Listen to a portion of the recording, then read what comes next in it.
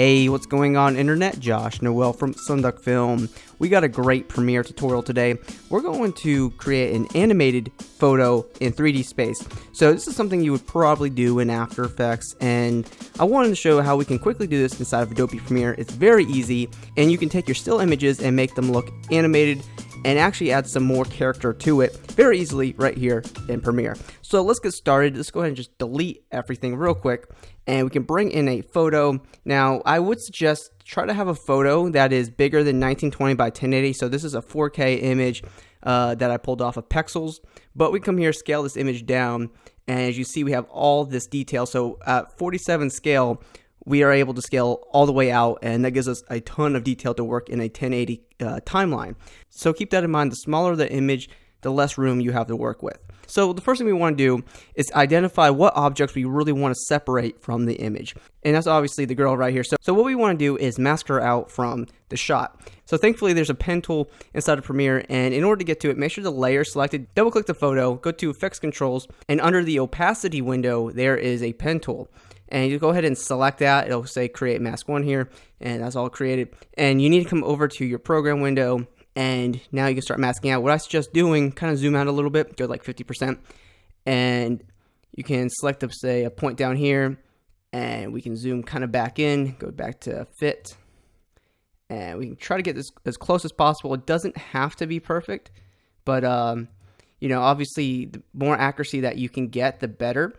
But as you can see, I'm not even trying too hard here to, you know, mask around the talent tier. So let's come here and do this up. You don't even have to be this precise. I mean, I've did this without being this precise, and it looked pretty good. So just keep that in mind, that maybe every image kind of varies, and just close that mask up. And now your object, or whatever you just masked out, is completely separated from the shot, and it's on this, you know, transparent background. So now we want to duplicate this image. So what we can do is we can copy it and paste it, or you can just click Alt on a keyboard and drag it back up, and go to the bottom layer and delete the mask 1. Just delete it. So the background is separated from whatever you cut out of your image. So now this gives us room to animate our image. So let's go ahead and select the layer that we cut out our object from, and let's go to the scale parameter, add a keyframe for that, move forward in time to the end of the animation, or whatever, you know, however long your clip is going to be. And go ahead and maybe scale up your object or subject, depending on what it is. And also go back to the first keyframe. Let's add a keyframe for position. Go back to the last scale keyframe. And let's go ahead and move that layer up. You might have to work with positioning just so it stays all perspective in the frame. So I think that's pretty good. If we turn our layer back on, we should have something like this. So once that renders through, it's a little pixelated on my end, but so that looks pretty good. So we added a little bit of animation here. Now the issue is, obviously, you can see our mask here, and it looks kind of bad. So this is very easy, and this might not work with every image. You might need to be very fine-tuned to the masking, but you can go to the mask feather, and you can really feather this out, and that's going to do a really good job. As you can see now, it's almost like it's how it's supposed to be. It looks really good. So we come back here and play this through, which once again is going to be pixelated based on my recording right now, but you literally cannot see the mask. It looks blended into the image, and you just literally took an image and separated and add some animation. So it looks really good. And now you even have the ability to put text in front of your, you know, object that you cut out, subject. As you see, you can easily just put that right in front of our subject, and you can do some crazy things there. So that's pretty cool. We're not going to do that for this tutorial, even though I just showed you how to do it. So this might be jumping ahead, but think about layers. How can you add things to your project here that will make this a little bit more believable? So like, for example, I have this particle dust image that I'm going to put underneath the cutout layer and our background layer. So when you bring in a texture that has a little bit of darkness in it, what you can do is go to Effects Controls, go to Blend Mode, and you can click on Screen. And this will give you the ability to blend this in with your background. So now we can talk about even more animation. So what we can do is we can double click the dust layer or your particle layer. You can add position scaling for this, and we can scale this up. This will give us a little bit of depth. And now we can go to our background layer over here, add a keyframe for scale, and we'll move this keyframe all the way to the end of our animation.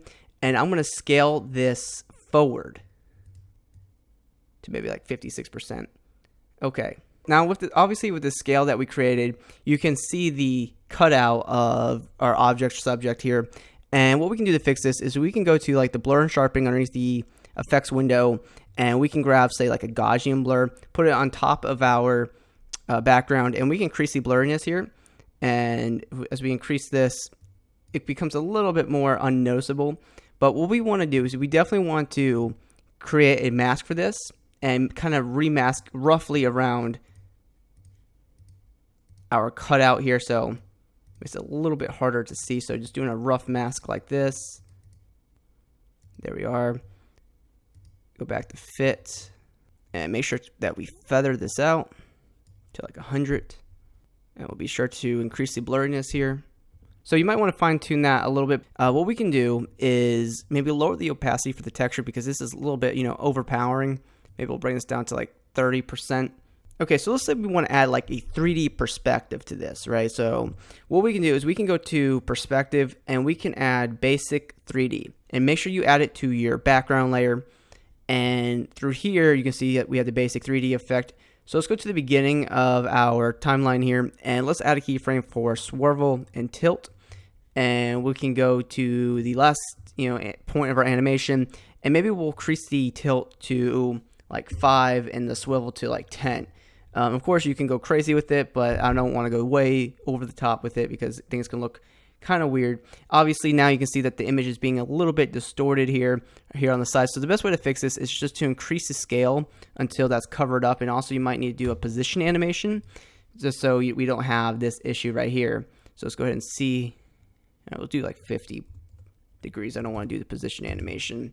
So to top this off and sell this effect even more, always adding more textures or particles, we're going to add a lens flare. Now, you can get lens flares in multiple ways. You can pretty much find a free lens flare online if you just do a quick Google search, or if you have like a pack of lens flares, you can quickly just add more depth to this, and it'll just go ahead and sell the effect even more. So you can do this with a nice little lens flare, and things should be good to go. And after a quick render, this is what we have. We have our animated photo with a lot of elements going on here. So just a quick note before we finish the tutorial, you might definitely need to work with the tilt and swivel to really add that nice 3D perspective. And also, what I did with the dust layer is I stopped the animation. I didn't do any animation on the particle layer, just so that would be a static object in there, and it would make the motion stand out even more. So just keep that in mind as you're animating and adding layers to your photos.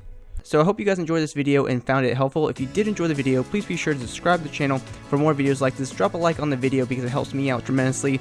And please be sure to hit me up on my social media networks. Those links are in the description of the video.